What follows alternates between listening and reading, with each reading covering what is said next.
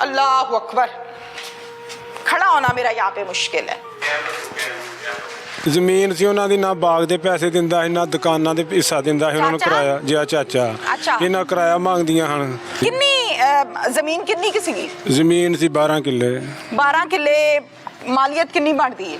ਕਰੋੜਾਂ ਰੁਪਈਆਂ ਦੀ ਜ਼ਮੀਨ ਜੋ ਕਰੋੜ ਰੁਪਏ ਦੀ ਜ਼ਮੀਨ ਬਣਦੀ ਹੈ। ਕੁਲਹਾੜੀਆਂ ਕਿੱਥੇ ਮਾਰੀਆਂ ਸਨ? ਸਿਰ 'ਚ ਹੀ ਮਾਰਦੇ ਪਹਿਲੇ ਵਾਰ ਚ ਸਾਰੇ ਵਾਰ ਡਿੱਗ ਗਈ ਹੈ, ਥੱਲੇ ਕੋਈ ਵਾਰ ਨਹੀਂ, ਸਾਰੇ ਸਿਰ 'ਚ ਹੀ ਨੇ। ਇਹ ਜਦੋਂ ਕੁਲਹਾੜੀਆਂ ਮਾਰਦੇ ਸੇ ਪਨ ਤੇ ਤੁਸੀਂ ਵੇਖਦੇ ਪਏ ਸੀ ਅੱਖਾਂ ਨਾਲ? ਸਾਹਮਣੇ ਵੇਖਦੇ ਹੋ।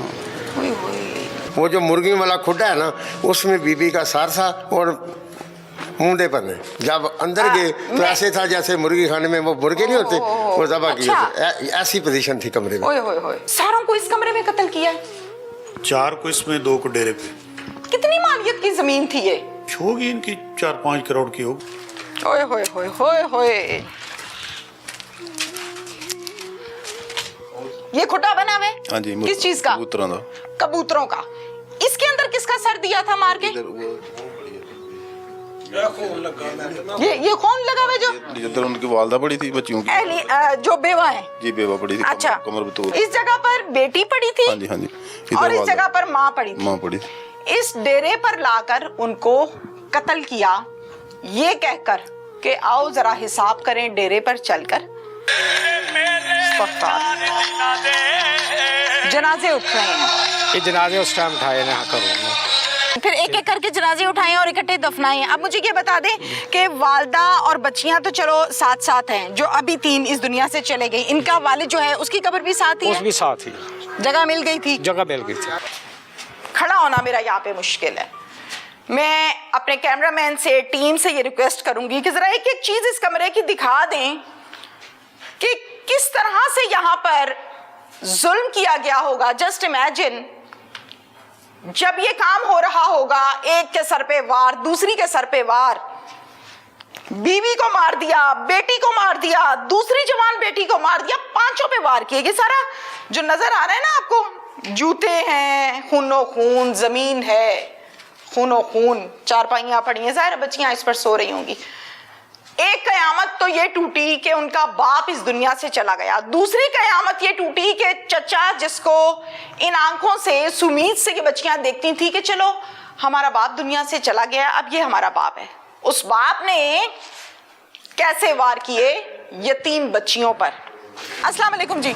वालेकुम सलाम। बड़ा अफसोस वाला वाकया है जी, बड़ी दुखी खबर है, बहुत दुखी खबर है। जी जी। आप तो सगे भाई हैं जी।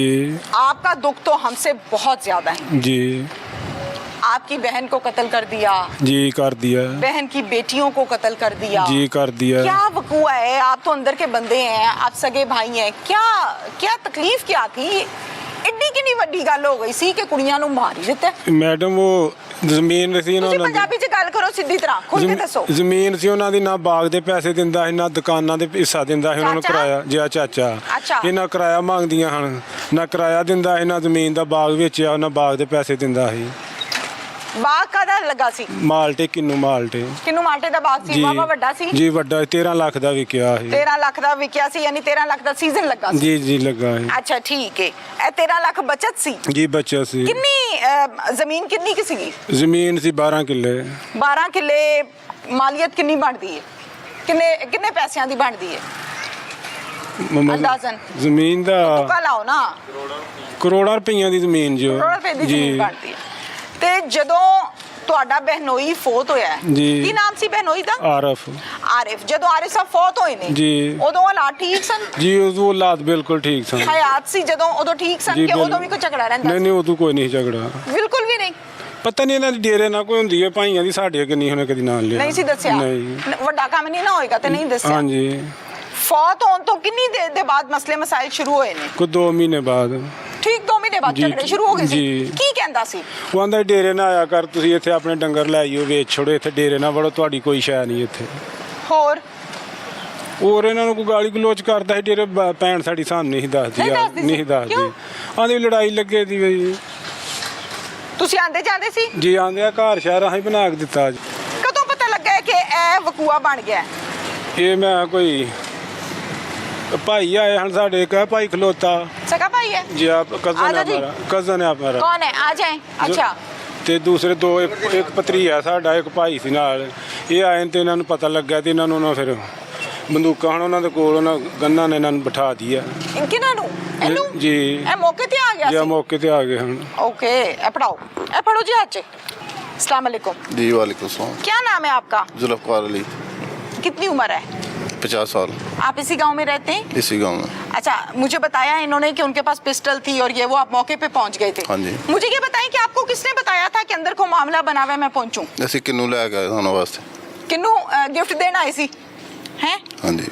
अच्छा, फिर आके की देखा? दरवाजा नॉक किया? ਦਰਵਾਜ਼ਾ ਲਾ ਕੇ ਦਰਵਾਜ਼ਾ ਖੋਲਿਆ ਤੇ ਅੰਦਰ ਗਏ ਆ। नहीं, एक मिनट ना, नॉक किया है तुसी दरवाजा बुआ खड़काया है? ਹਾਂਜੀ।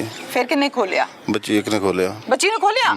अच्छा, फिर अंदर गए हो? फिर ਅੰਦਰ ਗਏ ਆ ਮਾਲਟੇ ਰੱਖੇ ਨੇ। ਜਿਹੜੀ ਬੱਚੀ ਨੇ ਖੋਲਿਆ ਉਹਦਾ ਨਾਮ ਕੀ ਸੀ? ਉਹਦਾ ਨਾਮ ਸੀ ਇਮਰਾਨ। ਕੀ ਨਾਮ ਸੀ? ਮਾਫੀਆ ਮੇਰਾ ਛੋਟੇ ਨਿਮਰਾ ਜਾਂ ਮਾਫੀਆ? ਫਿਰ ਸੋਚੋ। ਮਾਫੀਆ ਜੀ, ਮਾਫੀਆ ਖੋਲਿਆ। ਪੱਕੀ ਗੱਲ ਹੈ? ਹਾਂਜੀ। ਮਾਫੀਆ ਦੀ ਕਿੰਨੀ ਉਮਰ ਹੈ? ਮਾਫੀਆ ਦੀ ਉਮਰ ਹੈ 17-18 ਸਾਲ। माफिया इस टाइम हयात है? आजाद है। माशाल्लाह, यानी जो बंदी मेन है जिस पर इन्होंने ट्राइयां मारी है कत्ल करने की, अल्लाह ने उसकी जिंदगी रखी, वो बच गई है। अब अगर प्रॉपर तरीके से तफ्तीश और मामलात को जैसे कि पुलिस देख रही है तो ये माफिया जो है ये सारी अंदर की बात बता सकती है क्योंकि ये एनी शाहिद भी है। अच्छा, माफिया मौजूद सी जी। ते माफिया ने फिर की दस्या? कुछ दस्या दरवाजे ते ਤੁਹਾਨੂੰ? ਉਹ ਬਾਅਦ ਵਿੱਚ ਅਸੀਂ ਅੰਦਰ ਤੋਂ ਮਾਲਟ ਰੱਖ ਕੇ ਬਹਿ ਗਿਆ ਮੰਜੀ ਤੇ। ਤੁਸੀਂ? ਹਾਂਜੀ। ਅੱਛਾ, ਇਹ ਫਿਰ ਤੂੰ ਆਏ ਨੇ, ਦਰਵਾਜ਼ਾ ਖੁੱਲਾ ਸੀ, ਇਹਨਾਂ ਹੋਏ ਨੇ ਆ ਇੱਧਰ ਆਓ ਨਾ, ਪਿੱਛੇ ਨੂੰ ਕਿਵੇਂ ਜਾਂਦੇ ਹੋ? ਚਲੋ ਹੁਣ ਦੱਸੋ ਇਹ ਤੂੰ ਆ ਗਏ ਨੇ। ਕੀ ਹੋਇਆ? ਇਹ ਤੂੰ ਮਸਲ ਦਰਵਾਜ਼ਾ ਖੋਲ ਕੇ ਬਾਅਦ ਵਿੱਚ ਸਾਡੇ ਬਾਅਦ ਵਿੱਚ ਆਏ ਨੇ। ਅੱਛਾ, ਅਸੀਂ ਫਿਰ ਕਿੰਨੂੰ ਲੈ ਕੇ ਪਹਿਲੇ ਪਹੁੰਚੇ। ਠੀਕ ਹੈ। ਅੱਛਾ, ਤੂੰ- ਤੁਸੀਂ ਪਹਿਲੇ ਬੈਠੇ ਅਸੀਂ ਸੀ? ਪਹਿਲੇ ਉਹ ਤਾਂ ਬੈਠੇ ਤੁਹਾਡੇ ਹਾਂ। ਬੈਠਿਆਂ ਆਏ ਨੇ? ਮੈਂ ਅਸਾਂ ਦੇ ਨਾਲ ਮੇਰਾ ਭਤੀਜਾ ਸੀ। ਅੱਛਾ, ਕਿੰਨੇ ਬੰਦੇ ਆਏ ਸੀ? ਅਸੀਂ ਇਹ ਆਏ ਨੇ 7 ਬੰਦੇ। 7 ਬੰਦੇ। ਜੀ। 7 ਦੇ ਨਾਂ ਦੱਸ ਸਕਦੇ ਹੋ? ਜਾਣਦੇ ਹੋ? ਦੱਸ ਸਕਦਾ। ਦੱਸੋ ਫਿਰ। ਇਹ ਸੀ ਤੈਮੂਰ ਸੀ। ਅੱਛਾ ਜੀ। ਤੈਮੂਰ ਦਾ ਬੇਟਾ ਸੀ ਅਲੀ। ਅੱਛਾ ਜੀ। ਆ- ਤੈਮੂਰ, ਅਲੀ, ਤੈਮੂਰ ਇਬਰਾਹਿਮ ਇਬਰਾਹੀਮ, ਤੇ ਅਬਦੁਲ ਇਤਸ਼ਾਮ ਹੈਦਰ। एहतशाम हैदर ਜੀ। और ਉਰਫ ਅਬਦੁੱਲਾ। उर्फ अब्दुल्ला। अच्छा, और और 4 हो गए। 4 इफ्तिखार। इफ्तिखार, मिठू 5 उर्फ मिठू।